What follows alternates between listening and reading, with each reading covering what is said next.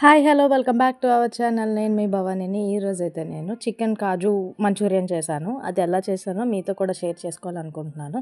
First అయితే నేను chicken పీసెస్‌ని ఎగ్, గరం మసాలా, అల్లం వెల్లుల్లి పేస్టు, ఉప్పు, కారం ఇవన్నీ వేసుకొని మంచిగా కలుపుకున్నాను. కలుపుకున్న తర్వాత కొంచెం కార్న్ ఫ్లోర్ వేసుకున్నాను.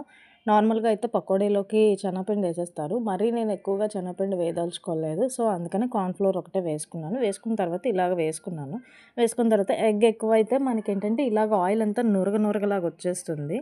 సో, అది మనం చూసుకొని వేసుకుంటే బావుంటుంది. నెక్స్ట్ వచ్చేసరికి ఇది రోస్ట్ చేయడానికనమాట. నేను కొంచెం బటరు, ఆయిల్, ఆనియన్స్, కరివేపాకు, పచ్చిమిర్చి వేసుకున్నాను. జీరా, నెక్స్ట్ సాస్ వేశాను. నెక్స్ట్ ఏంటంటే నేను కాజు వేయడం మర్చిపోయాను. సో, కాజు వేసి మంచిగా ఫ్రై ఔట్ చేసి కొంతసేపు అయిన తర్వాత కొంచెం మంచిగా ఫ్రై అయ్యింది. మరీ ఎక్కువగా ఫ్రై చేయలేదు. అండ్ నెక్స్ట్ ఏంటంటే మనం ఎగ్ ఏసాం కాబట్టి చికెన్ ఏంటంటే ఆయిల్ వేయకుండా కలపడం వల్ల మనకి చికెన్ అనేది ముద్దల్లాగా వచ్చేస్తుంది. పకోడీలాగా పెద్ద పెద్దగాన.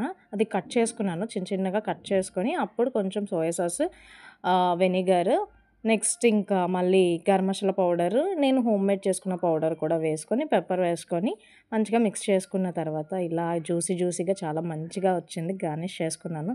మీకు కూడా నచ్చుతుంది. పిల్లలకి కూడా మంచిగా